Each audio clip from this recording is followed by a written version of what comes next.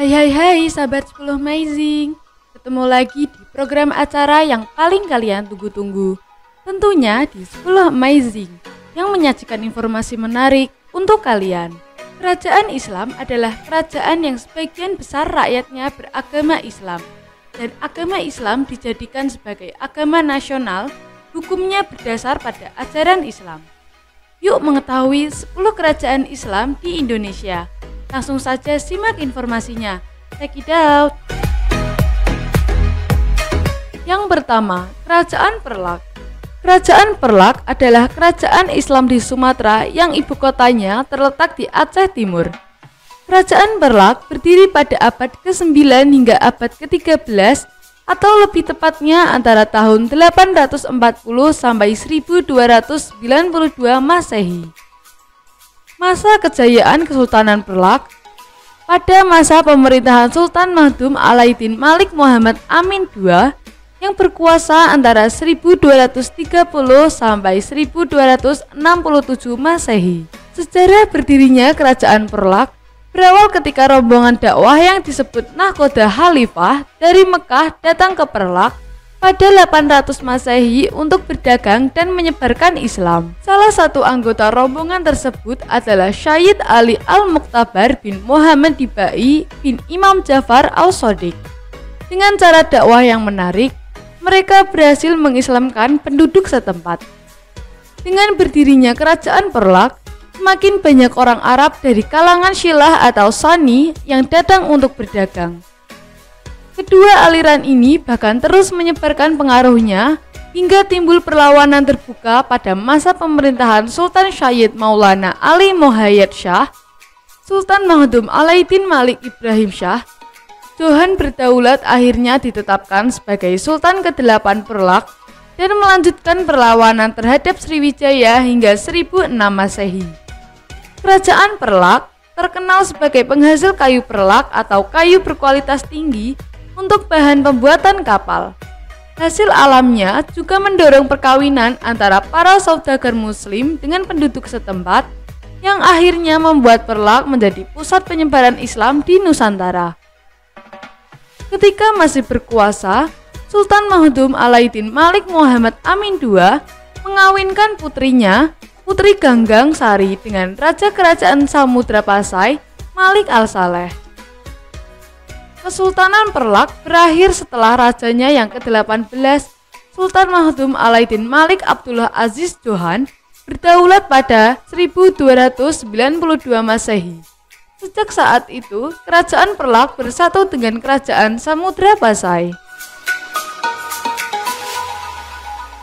Yang kedua, Kerajaan Samudra Pasai. Kerajaan Samudra Pasai terletak di Aceh. Kerajaan Samudra Pasai merupakan kerajaan Islam pertama di Indonesia. Kerajaan Samudra Pasai didirikan oleh Meurasilu pada 1267 Masehi. Setelah masuk Islam, Meurasilu berganti nama Malik Al-Saleh. Ia bergelar Sultan Malik Al-Saleh. Sultan Malik Al-Saleh memerintah pada tahun 1285 sampai 1297. Pada masa pemerintahannya, ia didatangi seorang musafir dari Venetia atau Italia pada 1292 yang bernama Marco Polo. Melalui catatan Marco Polo, inilah diketahui bahwa Raja Samudra Pasai bergelar Sultan. Kerajaan Samudra Pasai berhasil mencapai puncak kejayaan pada pemerintah Sultan Mahmud Malik Az-Zahir atau Sultan Malik Al-Tahir II pada tahun 1326 sampai 1345. Pada masa ini, pemerintahan Samudra Pasai terus menjalin hubungan dengan kerajaan-kerajaan Islam di India maupun Arab. Di masa kejayaannya, Samudra Pasai mengeluarkan mata uang emas yang disebut dengan dirham. Uang tersebut digunakan sebagai uang resmi kerajaan. Dengan letaknya yang strategis, Samudra Pasai berkembang menjadi kerajaan maritim. Samudra Pasai menggantikan peranan Sriwijaya di Selat Malaka. Bukti-bukti arkeologis tentang keberadaan kerajaan Samudra Pasai ditemukan melalui makam Raja-Raja Pasai di Kampung Gedong, Aceh Utara. Makam tersebut terletak di Desa Biuringin, dekat reruntuhan bangunan pusat kerajaan. Salah satu dari makam-makam raja tersebut terdapat nama Sultan Malik Al-Saleh. Samudra Pasai merupakan pelabuhan penting dan istananya disusun dan diatur sesuai gaya India. Sedangkan patihnya bergelar Amir. Pada awal teks tertulis 1360 Hijriah, menandai dimulainya perkembangan sastra melalui klasik di bumi Nusantara. Bahasa Melayu kemudian digunakan Syekh Abdurrauf Al-Syingkil untuk menuliskan buku-bukunya. Yang ketiga, Kerajaan Malaka. Kerajaan Malaka terletak di dekat Selat Malaka yang merupakan jalur pelayaran dan perdagangan internasional. Kerajaan Malaka berdiri pada abad ke-15 sampai runtuh pada abad ke-16. Kerajaan Malaka didirikan oleh para Meswara pada 1390 sampai 1413. Seorang pangeran Hindu keturunan Palembang. Kerajaan Malaka merupakan kerajaan Islam kedua di Asia Tenggara. Kerajaan Malaka menguasai jalur pelayaran Selat Malaka sebelum ditaklukkan Portugis pada 1511. Saat itu, ia berhasil meloloskan diri dari serangan Majapahit pada 1377 dan berlindung di Tumasik. Nama tua Singapura saat berada di bawah kekuasaan Siam. Pada sekitar 1400, Malaka masih merupakan kampung kecil yang penduduknya terdiri dari bajak laut dan penangkap ikan. Di Malaka, para Meswara menemukan pelabuhan yang baik yang disinggahi kapal-kapal di segala musim yang terletak di Selat Malaka. Berkat bantuan para pelaut dan orang Melayu yang datang dari Palembang, para Meswara dengan cepat membangun pemukiman yang besar di Malaka. Yang pada akhirnya, ia berhasil membangun Malaka menjadi pelabuhan internasional yang membentang dari Cina dan Maluku di timur sampai Afrika Timur dan Laut Tengah di barat. Setelah para Meswara meninggal, maka digantikan Sultan Muhammad Iskandar Shah pada tahun 1424 sampai 1444 yang merupakan putra Sultan Iskandar Shah. Pada masa Sultan Muzaffar Shah 1450 sampai 1458, penguasa Malaka ini memerintahkan penyusunan hukum-hukum Malaka selama pemerintahannya.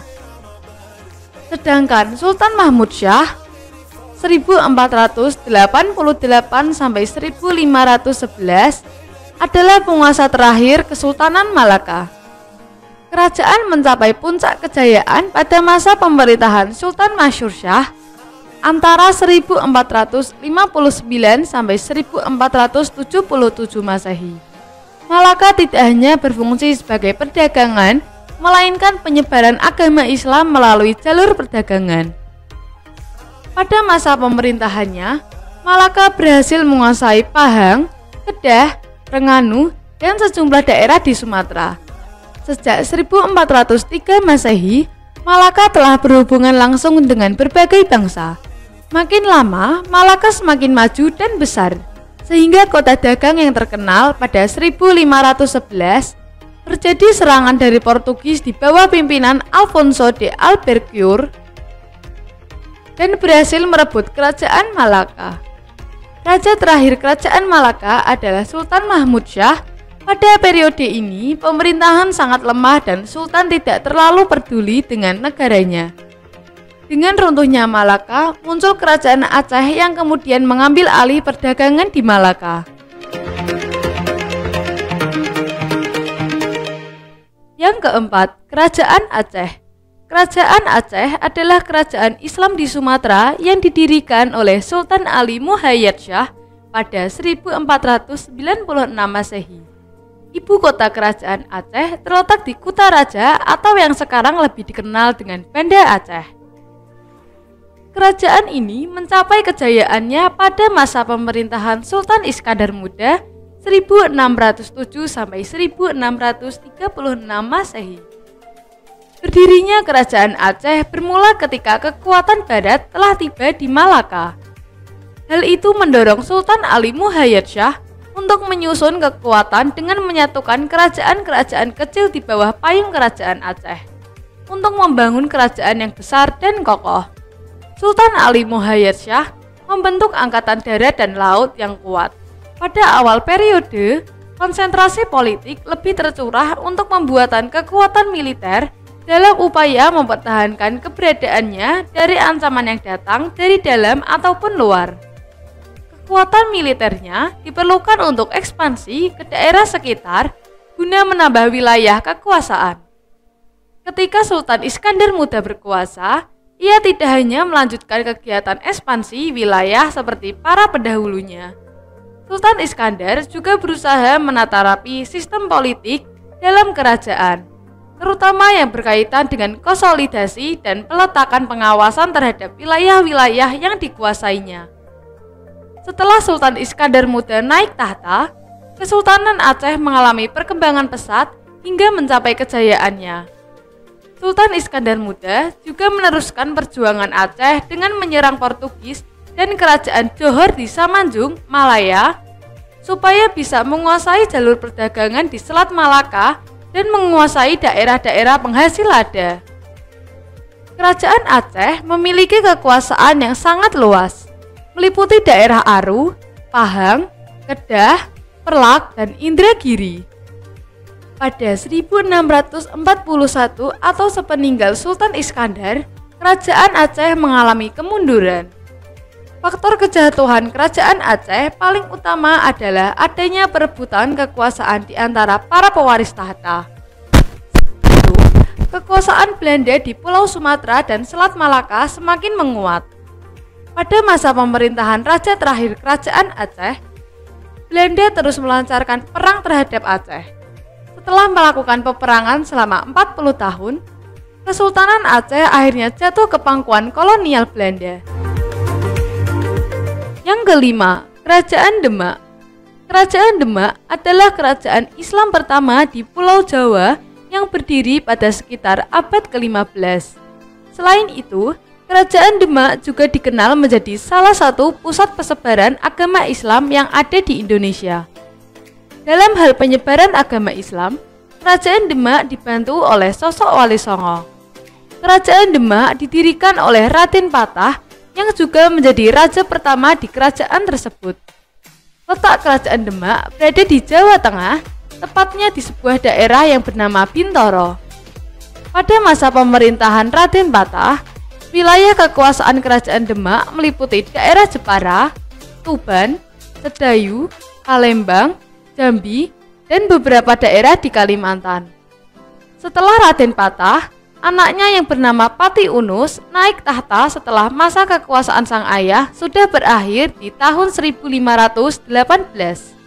Sayangnya, Pati Unus yang bergelar Pangeran Sebrang Lor hanya berkuasa selama 3 tahun saja. Hal ini karena Pati Unus gugur dalam usahanya untuk menyerbu Portugis yang kedua kalinya ke Malaka pada tahun 1521. Tahta Pati Unus kemudian diisi oleh Sultan Trenggana yang dikenal karena terlibat dalam pertempurannya merebut Sunda Kelapa di bawah pimpinan Fatahillah. Kerajaan Demak mencapai puncak kejayaannya pada tahun 1521 sampai 1546 di bawah pemerintahan Sultan Trenggana. Pemerintahan Sultan Trenggana berakhir setelah ia wafat dalam peperangan yang terjadi di Pasuruan pada tahun 1546. Setelah Sultan Trenggana, tahta penguasaan Kerajaan Demak diisi oleh putranya yang bernama Sunan Prawoto. Namun, Sunan Prawoto hanya memimpin selama beberapa tahun saja karena ia lebih tertarik untuk mendalami kehidupannya sebagai seorang ulama yang menyebarkan Islam ke seluruh penjuru Jawa. Selepas Sunan Prawoto, tahta kerajaan jatuh pada sosok bernama Arya Penangsang. Beberapa konflik mulai muncul setelah tindakan itu dilakukan. Karena adanya pemindahan Kerajaan Demak ke Pajang pada tahun 1586 karena Sultan Hadiwijaya berhasil mengalahkan Arya Penangsang. Pada masa itu pula, kerajaan Demak berakhir atau runtuh dan jatuh ke tangan Sultan Hadiwijaya atau Jaka Tingkir, pendiri Kerajaan Pajang. Runtuhnya Kerajaan Demak disebabkan oleh beberapa alasan, antara lain sengketa kekuasaan, perang saudara, dan kegagalan pemerintahan. Dan ada juga beberapa peninggalan Kerajaan Demak yang masih dapat ditemukan dan menjadi sumber sejarah, antara lain Masjid Agung Demak, Soko Tatal, situs kolam wudhu, dan makam-makam Raja Demak. Jangan kemana-mana ya Sobat 10 Amazing, karena habis ini kita akan kembali lagi dengan kelanjutan dari 10 kerajaan Islam di Indonesia. Jangan ganti channelnya ya, tetap di TV 10, inspirasi dan edukasi.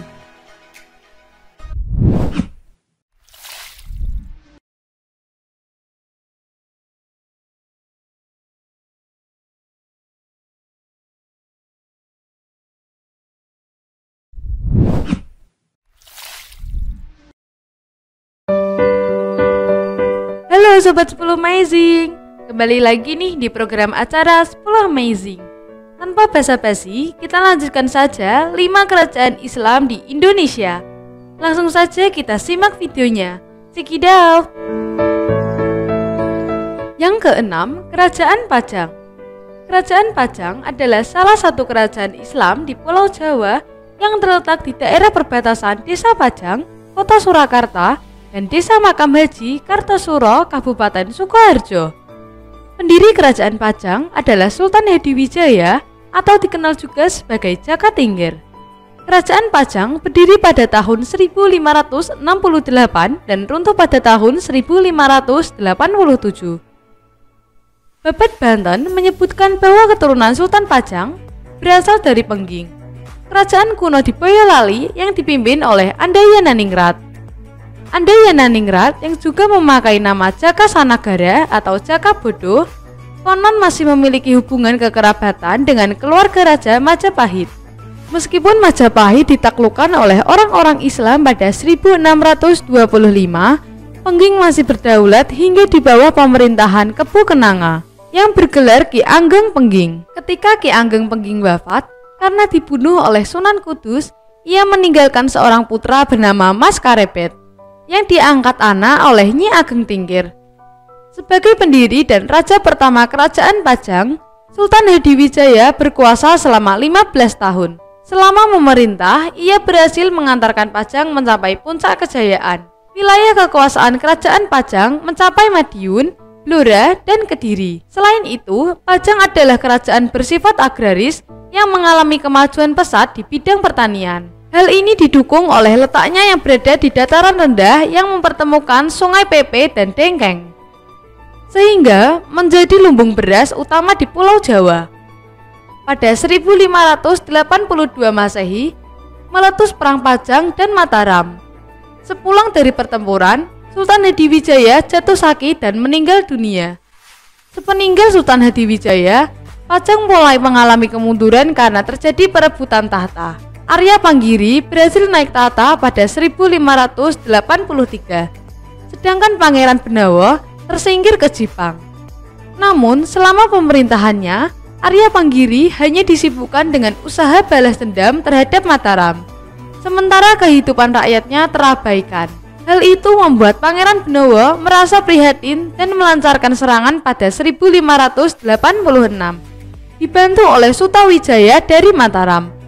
Pada 1587, kekuasaannya pun berakhir tanpa meninggalkan putra mahkota. Atas kebijakan Sutawijaya, Pajang kemudian dijadikan negeri bawahan Mataram. Riwayat Kerajaan Pajang benar-benar berakhir pada 1618 saat dihancurkan oleh pasukan Mataram yang dipimpin oleh Sultan Agung. Yang ketujuh, Kerajaan Mataram Islam. Kerajaan Mataram Islam atau Kesultanan Mataram adalah kerajaan Islam di Pulau Jawa yang berkuasa antara abad ke-16 hingga abad ke-18. Pendiri Kerajaan Mataram Islam adalah Danang Sutawijaya atau Panembahan Senopati.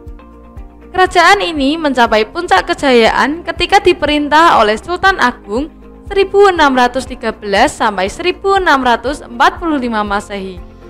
Selain itu, kerajaan yang terletak di kota gede Yogyakarta ini pernah memerangi VOC di Batavia untuk mencegah didirikannya loji-loji dagang di pantai utara. Masa kekuasaan Kerajaan Mataram Islam berakhir pada 1755 Masehi setelah ditandatangani Perjanjian Giyanti yang disepakati bersama VOC. Sejarah Kerajaan Putra Mahkota kemudian naik tahta dengan gelar Amangkurat II dan memindahkan ibu kota Mataram ke Kartasura. Pada masa pemerintahan raja-raja berikutnya, Kesultanan Mataram terus mengalami pergolakan besar. Pergolakan di kerajaan kemudian resmi diakhiri melalui Perjanjian Giyanti yang ditandatangani pada 13 Februari 1755. Dalam kesepakatan tersebut, Kesultanan Mataram dibagi menjadi dua kekuasaan, yaitu Negeri Kesultanan Ngayogyakarta dan Negeri Kesunanan Surakarta. Kesultanan Ngayogyakarta diserahkan kepada Hamengkubuwono I, sementara Kesunanan Surakarta dipimpin oleh Pakubuwono III. Yang ke-8, Kerajaan Cirebon. Kerajaan Cirebon adalah kerajaan Islam di Pulau Jawa yang berdiri antara abad ke-15 hingga abad ke-17. Pada masanya, kerajaan ini pernah menjadi pangkalan penting dalam jalur perdagangan dan pelayaran. Kerajaan Cirebon terletak di pantai utara Jawa, antara perbatasan Jawa Tengah dan Jawa Barat.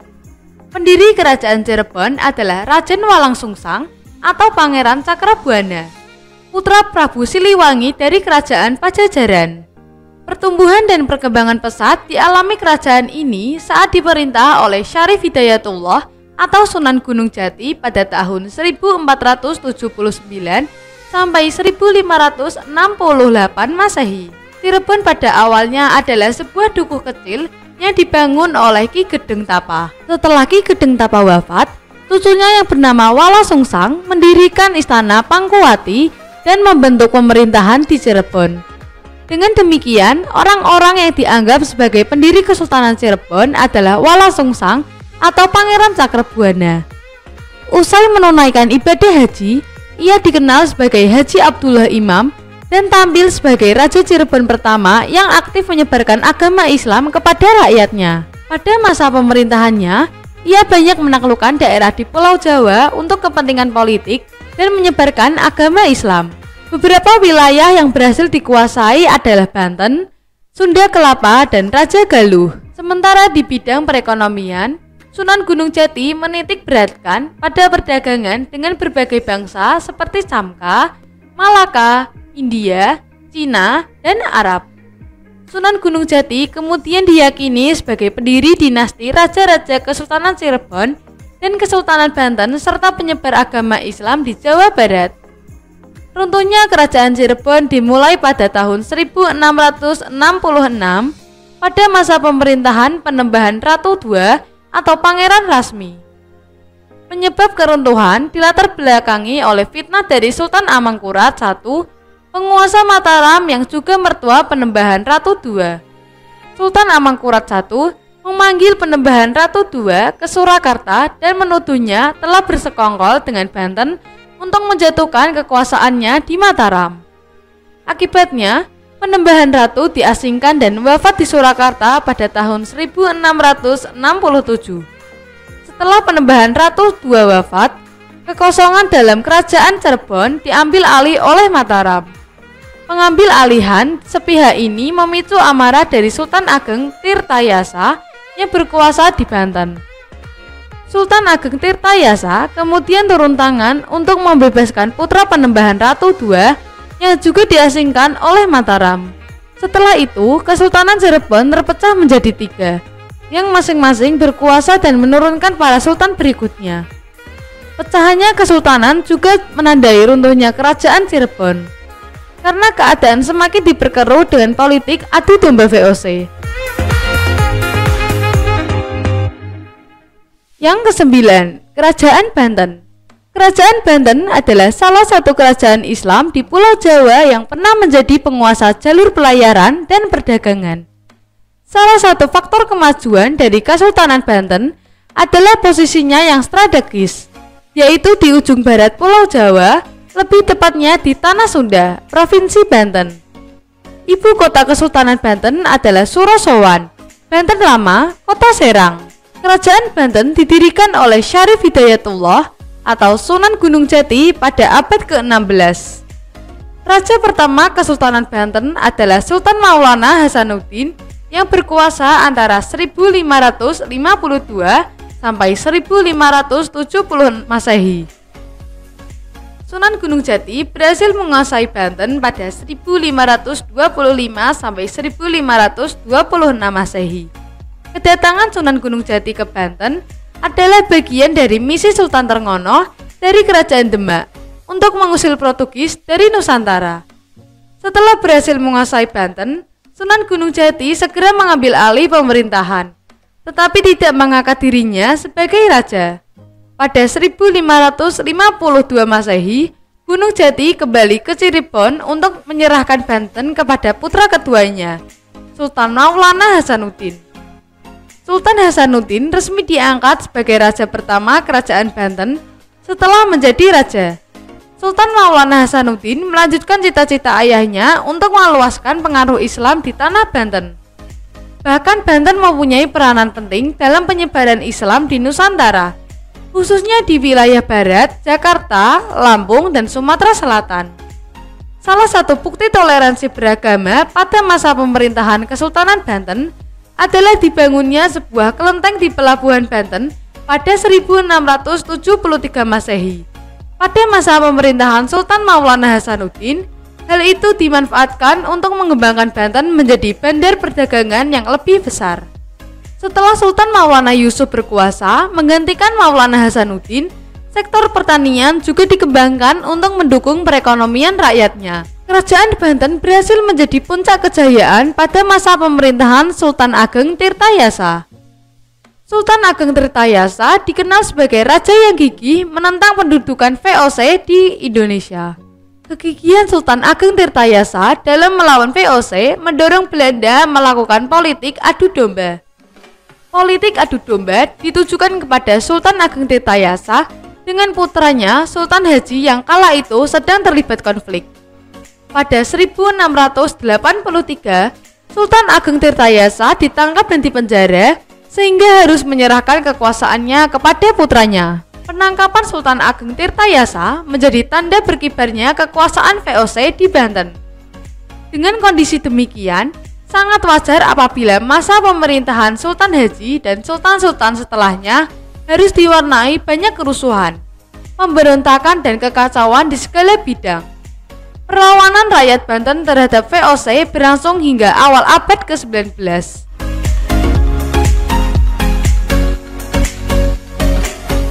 Dan yang terakhir adalah Kerajaan Banjar. Kerajaan Banjar merupakan salah satu kerajaan di Kalimantan yang bercorak Islam. Kerajaan Banjar berdiri pada 1520 dengan ibu kota terakhir di Kayu Tanggi yang dikenal saat ini sebagai Martapura, Kalimantan Selatan. Sultan pertama Kerajaan Banjar adalah Raden Samudra yang bergelar Sultan Suryansyah. Pada masa kejayaannya, Kerajaan Banjar memiliki seorang ulama besar bernama Muhammad Arsyad Abdullah Al-Bajari. Ia dikirim untuk belajar ke Mekah dan Madinah selama beberapa tahun. Pada 1526, Raden Samudra memindahkan rakyat negara Daha ke Kuin, Banjarmasin sebagai pusat pemerintahan dan mengukuhkan dirinya sebagai penguasa Kesultanan Banjar dengan gelar Sultan Suryansyah. Masa kejayaan Sultan Banjar berada pada dekade pertama abad ke-17. Pada masa ini pula, Kesultanan Banjar tidak lagi membayar upeti kepada Kesultanan Demak. Pada abad ke-18, terjadi perpindahan kekuasaan kepada Sultan Tamjidullah dengan mengangkat Pangeran Nata di Laga sebagai Sultan. Hal ini menyebabkan perpecahan di dalam kerajaan. Meski pasukan orang Bugis berhasil dikalahkan, kesepakatan VOC pada akhirnya merusak adat kerajaan dan menjadi salah satu penyebab pecahnya Perang Banjar pada 1859.